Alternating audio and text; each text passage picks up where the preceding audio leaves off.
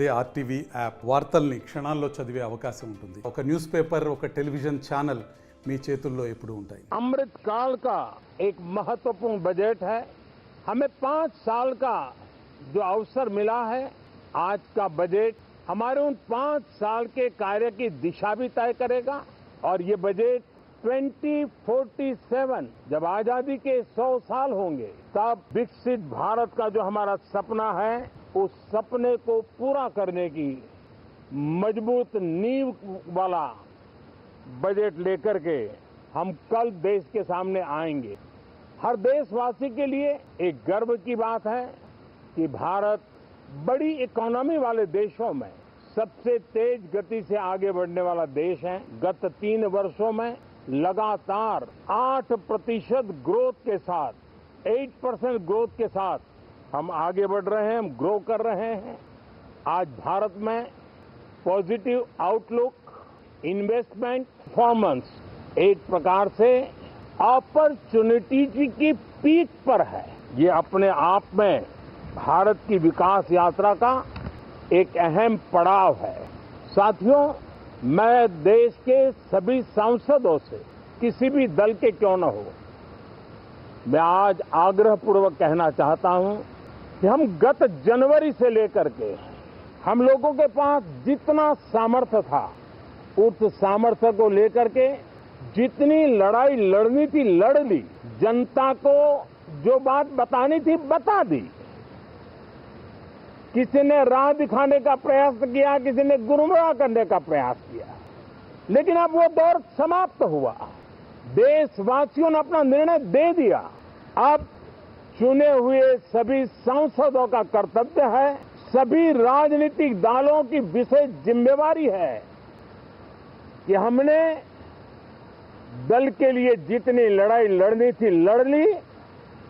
अब आने वाले 5 वर्ष के लिए हमें देश के लिए लड़ना है, देश के लिए जूझना है, एक और नेक बनकर के जूझना है.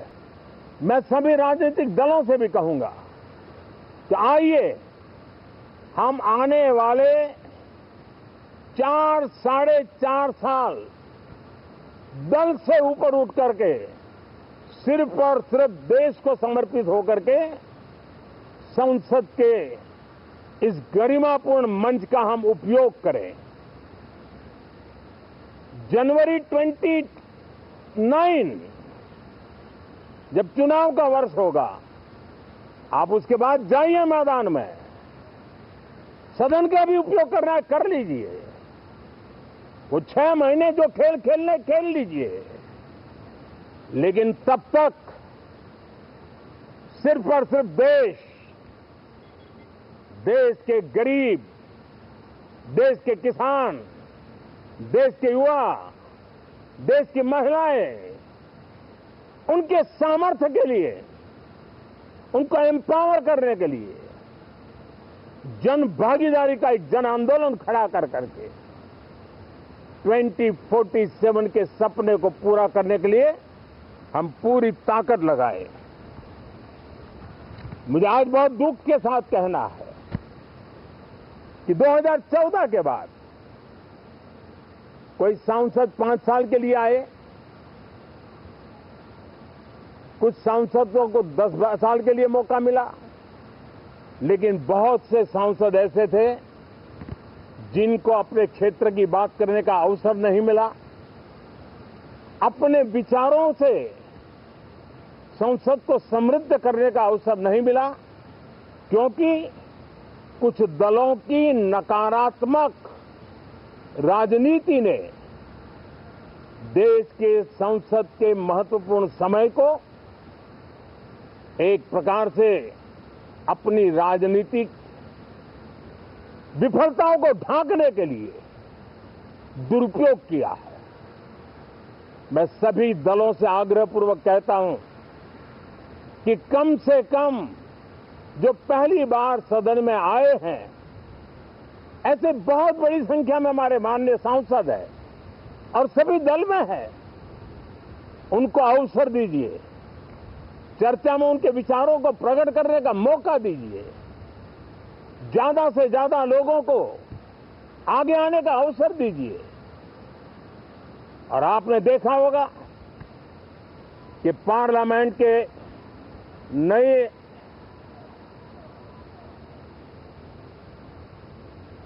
संसद गठन होने के बाद जब पहला सत्र था, 140 करोड़ देशवासियों ने बहुमत के साथ जिस सरकार को सेवा करने का हुक्म किया है देशवासियों ने, उसकी आवाज को कुचलने का और लोकतांत्रिक प्रयास हुआ। 2.5 घंटे तक देश के प्रधानमंत्री का गला घोंटने का, उनकी आवाज को रोकने का, उनकी आवाज को दबाने का लोकतांत्रिक परंपराओं में कोई स्थान नहीं हो सकता है और इसका कोई पश्चाताप तक नहीं है, दिल में दर्द तक नहीं है। मैं आज आग्रहपूर्वक कहना चाहता हूं, देशवासियों ने हमें यहां देश के लिए भेजा है, दल के लिए नहीं भेजा है।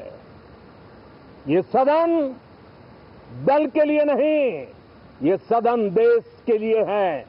ये सदन संसदों तक की सीमा तक नहीं है, 140 करोड़ देशवासियों की एक विराट सीमा करके ये लिए है।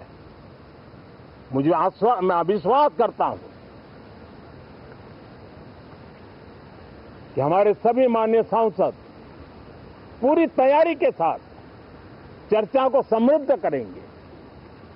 कितने ही विरुद्ध विचार होंगे, विरुद्ध विचार बुरे नहीं होते हैं, नकारात्मक विचार बुरे होते हैं।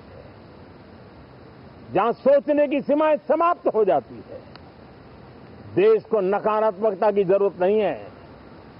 देश को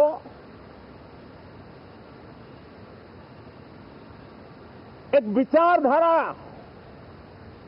प्रगति की विचारधारा, विकास की विचारधारा, देश को नई ऊंचाइयों पर ले जाने वाली विचारधारा से हमें आगे बढ़ाना होगा।